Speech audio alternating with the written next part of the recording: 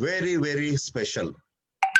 Past few months, we were completely disturbed. We had lot of challenges and life has come to a zero speed, lot of confusions. However, the good news is now we are ready for vaccine. However, information is flowing left, right, and center 360 degrees, and we really don't know what to believe, what not to believe. And that made us think through how can we ensure that we provide the most authentic, most genuine, most latest information and knowledge with each of our friends. And I appreciate each one of you joining this particular session. So without much delay, let me have this privilege of introducing and welcoming Dr. Pradeep. He is very, very well known in our circles, but I see, thanks to internet, thanks to WhatsApp, I really don't know where all, from which all places people have logged in. So Dr. Pradeep is cardiodiabetologist. He is medical director and CEO at Brookfield Hospital, Bangalore. And something very, very interesting which I want to make a note is, do you agree emergency and ambulance is the most important integral part of our society? And Dr. Pradeep has come with something very, very new by name BEAST, which stands for Brookfield Emergency and Accident Support Team. So with this, I would like to welcome Dr. Pradeep for this short and sweet interview, and please welcome him with a big round of applause. And thanks a lot, Doctor, for taking out time at this hour of the situation and being with us. And we are on live on Facebook. So all yours, Dr. Pradeep, a little bit about how excited are you with this interview and a little bit about you, please. Thank you so much, Suresh. Suresh, you have been a kind of a constant support and encouragement to me all through, right from our association from the BNI days. Brookfield Hospital has completed 10 years just this December 12th.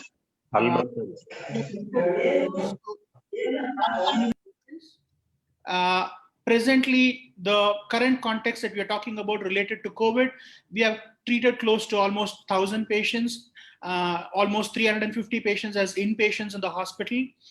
And the best part about all these was we were faced with an immense challenge, which has been unprecedented, which all of us are going through for the first time in our lives.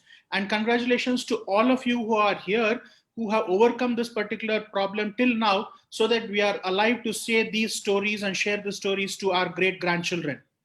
So the best part about this particular interview that we are talking about is there has been a partial win by the medical fraternity to bring out a vaccine against this deadly disease, which has affected the millions across the globe. And now the remaining part of the battle is to be won, wherein we will ensure there is a successful vaccination program that will reach every nook and corner of the country and the globe to make sure that each one of us are protected adequately against this particular illness. So this interview is essentially for us to get to know more about this particular vaccine, to clarify the myths and the facts about this particular vaccine. And that's how we are going to go about this interview. Over to you, Suresh. Thanks a lot, Doctor. As I said, information overflow is one amongst the new diseases at this point of time. And I'm an engineer and I have a family wherein my dad himself is about 85 years old, and one amongst the smallest child what we know is few months old. And it has become very difficult for us to what to believe, what not to believe. And we will not take much time. We have just 5 questions, and let me start with the first one. Doctor, I know you had been a pioneer and were super active right from the start. Please share the early days when you sensed and heard about COVID, and how did you react or act? So world was not having this in vocabulary, and Few thoughts from your side, please. Thank you, Suresh. Thank you for that. So, as you rightly pointed out, this was something that is unheard of. This was something that came as a New Year gift for people across the globe in the year 2020 when it started off in China and Wuhan. And when we started coming about this in our medical literature, that people were dying every year and there with an unknown mystery disease, there were a set of medical fraternity who were trying to get into the nitty-gritties of this, get into a inquisitive mindset to find out what it is. There were a set of people who were pushing it aside, saying that this is not going to come anywhere into our country. There were a few of them who said that yes, this particular disease is there to stay, so that let us make sure that we take adequate precautions. So I belong to the third category, where I said that there is something that is happening. The world is a global village right now. We are no longer confined and have the comforts of having a secluded community within the short period of time, within a short distance. We have people traveling left, right, and center. Bangalore being the IT hub, we have people who, and especially the Whitefield that we are in, we knew that people are going to crisscross across the globe and carry this disease into our own homes sooner than later. And that's when we started to know more about it, did a lot of research, tried to make sure that we get more adequate, authentic information about this and get ourselves prepared to handle this particular pandemic if in case it arises. We were surprised to see that it came earlier than we expected. And the first case that we started seeing was as early as in March. That's when we started seeing our first cases. And by that time, we were hardly knowing what are the signs and symptoms of this disease. What is it that we need to do? Hats off to the Indian government, who took enormous amount of effort to put in the protocols in place, put in the standard practices in place, educate the medical fraternity, and put in standards of practice across the all uniformity across all sectors. And due to the immense popularity of the success of this public healthcare system of our Indian country, we were in a better off position to handle this disease as opposed to the most of the developed countries in the world. So those were my initial days. I think it's very interesting, doctor, because they say when things get tough gets going. And I think the complete fraternity from the medical world of our country took a different stand altogether and kickstarted. It's nice to know. And you are also amongst the pioneers across the country to take it forward. Thanks for sharing. So now, during the last few months, I mean, right from March till as like, September, October, we can call it. What was your lowest moment? And also the happiest moment. Of course, in over and above, I know you are not only a medical doctor, you have your own hospital and you are responsible for your staff and patients, and at the same time you have family. We know you as a very nice, kind-hearted personality. So what are a couple of things you can share about personally? Very, very personal. I'm sorry to put you on the hot seat. Very personally, what was your low and what was your highs during this COVID period as a doctor? Suresh, I think the lowest part of this entire period was when I was personally affected. I did not take too much of cognizance into it. But when I started showing signs of severity and complications, when my saturation levels started dropping down, where I necessitated an admission into another super specialty hospital so that I'm adequately taken care of, that were my fear pangs that started in. Because as I was going through this, my wife, Dr. Sangeeta, also went through this. Simultaneously, there were at least half a dozen of my hospital staff who went through this. And then some of my family members also were part of this illness subsequently. But you just listen to it. There's nothing else. You can't speak. You can't. Ardo Kalagna program. Please go ahead. Please go ahead. So, as I said, this was my lowest moment that I went through. But God has been kind enough, with all the love and blessings of all my near and dear ones, we came out of this particular situation. The high point of this particular thing was what gives us the satisfaction of making sure that we were able to impact lives who were affected by this illness. All of us are aware that there were people who were running helter-skelter, finding beds, finding emergency beds, finding ICU beds. They were shunned away from one place to another. Never ever in that 6 to 7 months of our tenure in the hospital have we shunned away one patient for want of COVID care facility. We converted our entire hospital into a COVID care specialty, and we made sure that every staff was adequately trained to get the best out of them, to give the best to our patients with empathy, care, and compassion. And that was the highest moment that we had, when we were able to transform lives, save lives, and we were able to bring people back from the jaws of death when they were going through this criticalities. So that's what really gave me an immense sense of satisfaction to me, my family, and my workforce at Brookfield Hospital, where we were able to bring that important person for that family back in blood and flesh into their hands. Oh my God. So you, ma'am Sangeeta, and also your family members and your staff. I'm sure it must have been a really, really tough time. But again, you came out, and I'm so happy to see that smile in your face when you see that highs where you were in a position to impact lives positively. So, doctor, let us go to your college days. Okay, I am sure when you were completing your graduation and post graduation, so did you, as a student, were you taught how to handle this type of pandemic in general and COVID in particular? So, doctor, as you know, please excuse me. I'm a common man, and we have all the people who are audience here who are absolutely common, who don't know this nomenclature, who don't know the jargon, and we don't want to be going ahead with a lot of technical stuff. So, can you make it very simple? As a student, was there any effort in terms of making all the doctors learn about pandemic in general and COVID in particular? Over to you, doctor. So, as you know, Suresh, these are all new to the medical fraternity also.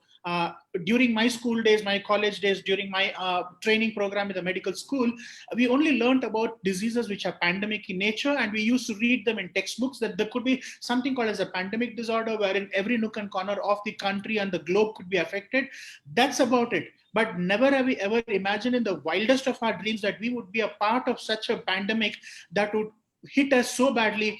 And this has been a recurring phenomenon. As you all know, that we had a pandemic of this nature almost every 100 years. 1820 we had a pandemic, 1920 we had another pandemic, and 2020 we had this pandemic that we're talking about. But never have we ever been adequately exposed to the various dimensions of this particular disorder, on how do we need to treat this, how do we need to take safety precautions. Personal protective equipment, the PPE. This is the first ever time that we were ever coming across a terminology like this. We were never ever known of anything of this nature. So when we talked about this, then we came to know that there are certain precautions that we need to take. These are the certain, we know the general rules and regulations that are there, but specific to COVID, none of us were aware of it. None of us were ever aware of how this could probably manifest. Neither did we know what are the various drugs that are available to treat this. Everything came as a bolt out of the blue for us, and we didn't know anything about this particular disorder. So this is walking the talk. Everyone learned as we saw the patients. We learned from our patients. We learned from literature across the globe. We learned from people on what went right for them and what went wrong for them. People were misdiagnosing this disease for something else. People were mistreating this disease with something else. And all those came handy to us because we were the country which was affected a little later, and we learned from the mistakes that were committed from the other countries. And that's what gave us a little edge over the other countries to make sure that we were better off saving our patients. Thank you, doctor. It's sort of shocking, surprising, disheartening, and somewhere it is very, very personal.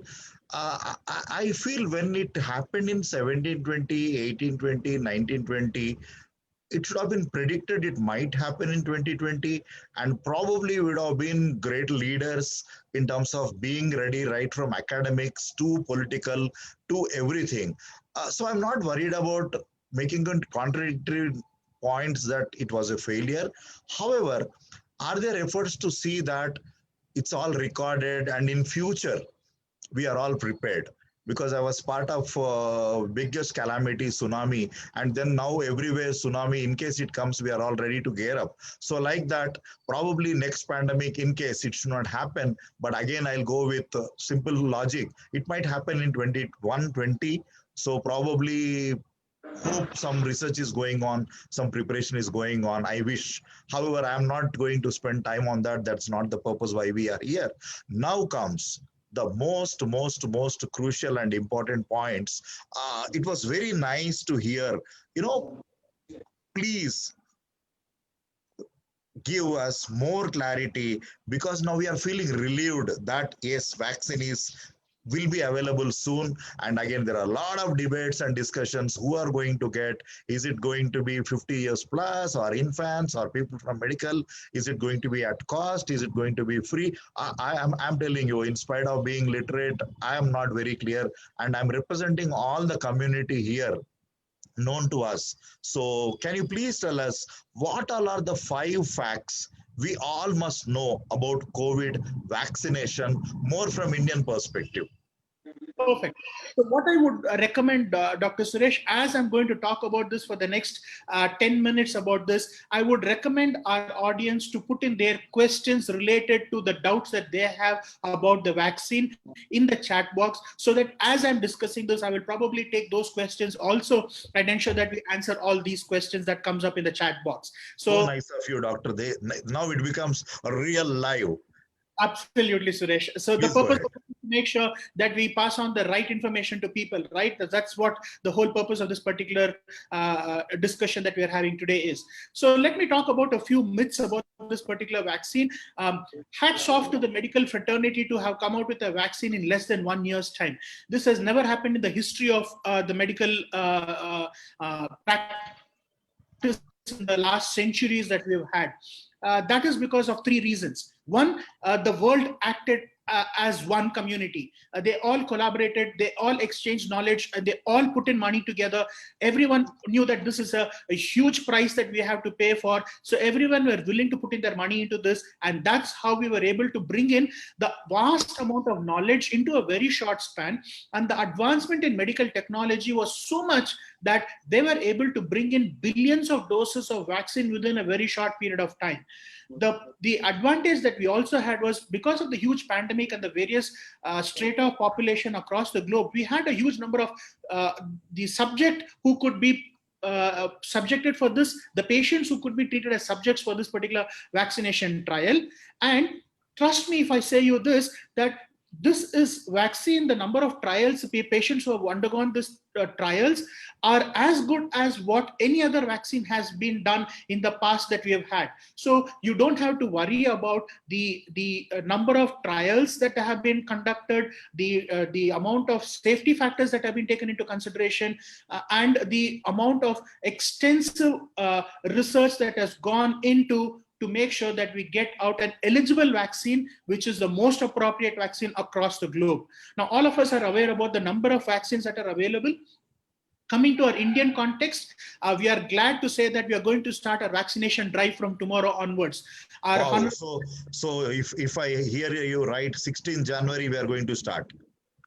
Absolutely. Our Honorable Prime Minister is going to inaugurate the vaccination program tomorrow, and the CoWIN app that we've been talking about is going to go live, and that's when we will start off with registering of our candidates, the subjects who are going to be there. Now, about this particular vaccine as such, in India, we have the 2 vaccines that are available. One is the Covishield vaccine, which is by the Serum Institute of India, and the other one is the Covaxin vaccine, which is going to be available shortly subsequently. Now, coming to the Covishield vaccine, this is already passed on its phase 3 trials.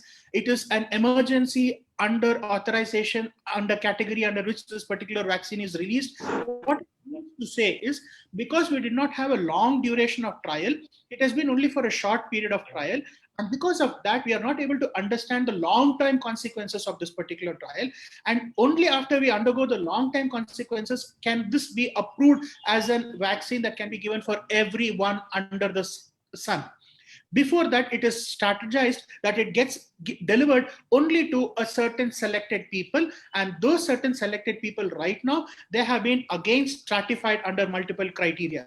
The first set of people who are going to be receiving this vaccine are the healthcare workers, the frontline warriors whom we keep talking about, who are all people in the medical fraternity, the doctors, the nurses, the paramedical people, the people who are there in the medical paramedical clinical services, the police personnel, the people who are there in the healthcare offices, the nurses. These are all the people who are going to be vaccinated primarily. And post this, the second set of people who will be eligible for vaccine are people above 50 years. And this is again, if I can interfere, if I can interfere in the interest of people. So you mean who all are serving patients or getting exposed to patients, or who are the government servant, public figures? You know, these are the people who are being prioritized. So for the good reasons, because they should be taking the precautionary element first. Okay, so absolutely, Suresh. So as we move forward, probably you can also share if there is any website which is government authentic element where in future we can go and find the details. But now you please go ahead with your flow. Before we conclude, probably that is one thing we would like to see. Perfect, Suresh. So as I talked to you about, these are the two vaccines. The two vaccines are to be taken in 2 doses. The first dose will be followed by a second dose subsequently after 4 weeks. The Covishield vaccine will be given at a 4 weeks interval. That is the second dose that you'll have to take. Once you've taken one vaccine, you're supposed to take the similar vaccine for the second dose. You can't mix 2 different types of vaccines. That is basically because the allergic manifestations that you can have out of the components that are there, that can probably cross-react, and that's why you're not supposed to take 2 different vaccines. You're supposed to take only one vaccine. The other question that I keep getting is, what will happen if I have been infected? Should I take this vaccine? Yes, if you're infected, also you should take this vaccine, basically because the innate immunity that you get after you get a vaccine only lasts for a very short period of time. It does not last for a longer period of time, whereas the vaccine that is given elicites your T cells and B cells immunity, and that gives you a longer immunity, and that's why you need to take this vaccine, even if you are infected. Are there any allergic manifestations, or are there any side effects of this? It is common for all the vaccines that we have had in the past. The common side effects are fever, pain, and some induration at the site of the injection that is being given, some amount of body pain, some amount of cold, cough, headache, these kind of mild symptoms. They're all self-limiting. At the most maximum, you may have to take a paracetamol to reduce this. Other than this, there has not been any kind of a side effects. The second question that they keep asking me is this vaccine costly? The vaccine, approximately right now, the government is contemplating of looking at a cost to the public in the range of around 200 to 300 rupees maximum. That is probably the landing cost to the patients that could come up. When will the general public be getting this particular vaccine? The general public will probably be getting this vaccine around 3 to 4 months time from now. That is when the vaccine will be readily available in the market for everyone to use. Till such time, it will be a regulated use. The first vaccines, the government has done a fantastic job by making sure that most of the vaccines are prepared. We have all 4 vaccines getting manufactured in our country. Our country is probably the only country where we have manufacturing of all those 4 vaccines. And so that's how we have got the maximum doses of the vaccine blocked for our patients. The second question that I keep getting is, what would happen if there are patients who are having some kind of a diseases? All the more reason for you to take this particular vaccine, basically because an immunosuppressed individual is someone who is prone to get these diseases very easily. So when you're protected against this vaccine, then the chances of you suffering from this particular disease is less. Now, what happens if you have got this vaccine? Does it prevent you from getting a disease? No, it does not prevent you completely from getting a disease. What it prevents you is from landing up into a severe form of complications of this particular disease. Whereas you have seen there are 2% of the people who land up having complications like requiring an ICU admission, requiring a ventilator assistance, requiring a long stay and prolonged stay, some people requiring lung transplantation and all those kind of complications, right? So those kind of people who are going to be affected, that severity of the disease can definitely come down. And also, if you take the vaccine, you don't only protect yourself, you're also going to protect the other people, because you're not going to spread the disease amongst the other people. Now, is it voluntary or is it compulsory that we should take this particular vaccine? Since this is an emergency under authorization use that has been given, emergency use authorization, it is not a compulsory vaccine. So it is a vaccine which is optional to people. as and when you get an option that this vaccine is available to you, I strongly recommend that each one of you should take this vaccine so that you are protected, your near and dear ones are protected, and the entire society is protected. Now, this is the questions that I have come through. I'm also trying to go through the questions that are there in the chat box so that I could answer those questions. The vaccine is not recommended for less than 18 years of age, basically because their immune system is not mature enough for the vaccine to stimulate the T cells and B cells that we talk about to provide them innate immunity. That is why it is not being recommended for the kids under 18 years of age. It is also presently not recommended for pregnant women also. It is not. It is only a relative contraindication. It is not an absolute contraindication. As of now, the only absolute contraindication for this vaccine is one.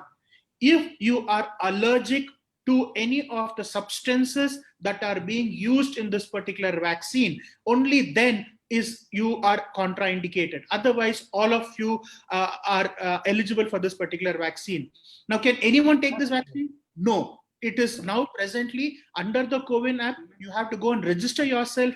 After you register yourself, the government runs through your list of priority based on whatever data you have provided, and then they send you a SMS message that you are eligible for this particular vaccine, and they will tell you which is the vaccination center that you could go to and which is the date at which you will have to go and get this vaccination. So Suresh, I would like to take this opportunity to inform you that Brookfield Hospital has been one such center that has been approved by the government of Karnataka as a vaccination center for the preliminary beneficiaries, and 100 such beneficiaries will be receiving their vaccine from Monday, that is 18th onwards. Oh, congratulations, doctor. I think this talks lots. And a couple of things which attracted my attention is the 200-300 range, what you said.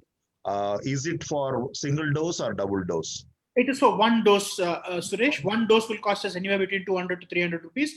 But by the time the vaccine market becomes more mature, we can expect those rates to even drop down even further. But for a common man in our country, I think that is a very nominal price that we could probably go ahead with.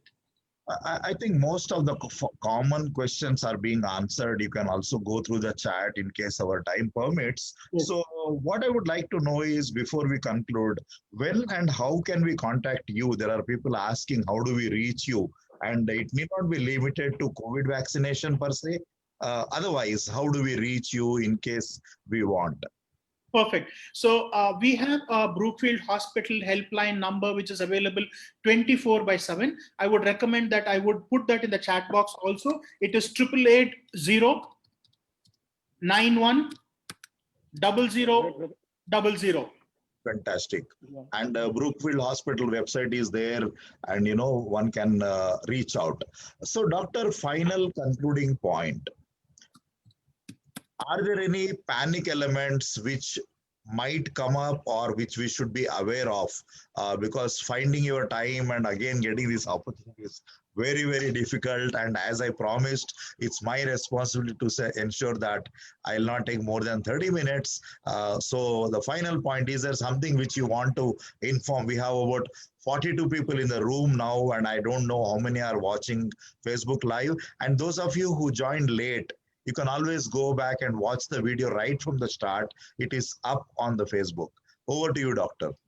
So, Suresh, as of now, the only thing that I'm a little concerned or worried about is, I was going through the literature and the surveys that are there across the globe. What are the kind of worries that people have when they're going through this particular vaccine? Now, 80 to 90% of them were worried about the allergic manifestations and the side effects. So I have told you that there is nothing that we need to worry about. The second number of people who was having the major worry was whether this particular vaccine will cause a disease by themselves. They will not cause a disease by themselves, because this particular vaccine is an inactivated virus particle that is injected into you. So it does not cause any disease. You will not get any manifestations of this particular disease. There has been a lot of rumor mongering that is going about, creating a lot of confusion about it. One person here has also mentioned, Gerald has mentioned, that one lady took this particular vaccine and then died after taking this particular vaccine. We cannot say for sure as to what is the cause of death in a given individual. After you take a vaccine, this particular vaccine takes almost after the second dose of the vaccine is taken. You've taken your first dose now, your second dose is taken 4 weeks later. 14 days after the second dose is what the immunity you develop to fight against this particular virus. So that's the time taken for you to develop immunity. Now, for the vaccine to just be given and then a person to die about it, yes, there can be one odd possibility of something like that, and that is called as an anaphylactic reaction that can happen with any medicine that you take. Any medicine under the sky, if you have taken any kind of a medicine and if you're allergic to that particular medicine, you can have something called as an anaphylaxis and an untimely death. So that is only one thing that can be there, which is common to every possible drug. So I don't think you should be worried about this side effect, which is very, very, very, very, very, very rare. So that is one thing. My strong recommendation to each one of y'all is, in case you get an opportunity to get this particular vaccine, I would strongly recommend that you go ahead and get this vaccination done, because you will not only be saving yourself, your friends, your family, and the entire society is what you will be saving each one against. Fantastic, doctor. So after hearing from you, it sounds like people who are going to get a vaccine and getting vaccinated seem to be lucky ones. Absolutely, Suresh. I think all the people who are here know how hard the last year has been, confining ourselves to the window, confining ourselves to the doors and not being allowed. But I would also put in a word of caution. This vaccine is not a panacea for all. In spite of the vaccine being available, the 3 standard rules that we keep talking about, hand sanitization, social distancing, and face mask, are the 3 permanent part of our lifestyle that we need to continue going forward, irrespective of whether there is COVID today, COVID tomorrow or not, because this is going to be a part and parcel of our lifestyle going forward. And I strongly recommend that, irrespective of whether we lay our hands on vaccine or not, these 3 things of hand sanitization, social distancing, and ensuring that we put in a face mask can help us to keep this disease at bay and safeguard us immensely. Thank you, doctor. So in the interest of time, we will not be in a position to answer all the questions. However, coming from the background which I come from, we will prepare FAQs with all the questions and answers for that, and share a PDF document based on the questions what we had. That is going to be a commitment from Ample Courses. So as a token of gratitude, may I request few of you to please unmute and tell in one sentence and express your gratitude for Dr. Pradeep to take out time and help each one of us. And that is going to be the smallest, gift what we can give to him on this platform. Thank you so much, Dr. Pradeep. It was very informative, and thank you for doing what you're doing. Thank you so much. Thank you so much. Thank you for the compliments. You're welcome. Yes, whoever wants to unmute themselves, you can put it across. Thank you. Thank you, Dr. Pradeep, sir. Thank you, Venkatesh. Thank you for the information you have shared. It's very informative. Thank you, Venkatesh. Thanks a lot, Dr. Sudhakar this side. Very informative session. Thanks a lot. Thank you, Dr. Pradeep. Fantastic session. Thank you. Thank you, Dr. Pradeep. Dr. Pradeep Arpit this side. Thanks a lot. I think we've connected more in this past 9 months than we would have ever had. Thank you. Thank you. God bless you. Hi, sir. This is Dr. Khalil here, sir. Hi, Khalil. Thank you. Yeah. Thank you, Dr. Pradeep. So we have been watching here on a big TV here. Thank you so much. Thank you, Anand. Thank you for all the support. BNI has been a part of this journey all through, and I'm happy that we could add value to the entire community of BNI. Thank you, sir. Thank you. And thanks, Anand. Convey our regards to all the people at Manasum, and we really appreciate the type of job and work you are doing. Thanks for joining, and I'm sure all of them have thoroughly enjoyed this enriching session. Okay, thank you, sir. Yeah, sure. All of them. In fact, they are having dinner and then they are watching the TV. That's nice. Thank you. Thank you. Thank you so much. Thank you so much, Suresh. At the end, I would like to thank Suresh for pulling this off less than 2 hours. It is just 2 hours before that we had a discussion, and Suresh came out with this wonderful idea saying that, Doctor, you said that the vaccination drive is going to happen tomorrow, and why don't we bring out a session to share this news along with all the public and give them the adequate information that is required. And I don't think there was anyone else who could have pulled it off within such a short span of 2 hours to go live and share the link with all the people. The entire team of Suresh at One Life Academy and at Ample Courses, and the team of Shubhangi and all the others, I thank each one of you. Sincere thanks and appreciation for having put this show together and reaching out to thousands and thousands of people across the globe. Thank you very much, Suresh. You have been always a pillar of support, a pillar of always a comfort to me, and you've been there for every situation that I've gone through in my life. Thank you so much, Suresh. My pleasure. And those of you who joined late, the link for the Facebook Live is being shared. And thanks to technology, thanks to the system. So it is matter of asking and we get everything. So with that, we will conclude, and good night for those who are in India, and good day for the other people who are from the other parts of the world. Thank you, thank you, thank you. The room will be open for some time. You can continue to leave your messages in the chat box. I'll be sharing with Doctor. And thank you, Doctor, for your time. Namaste. Thank you so much, Suresh. Thank you so much.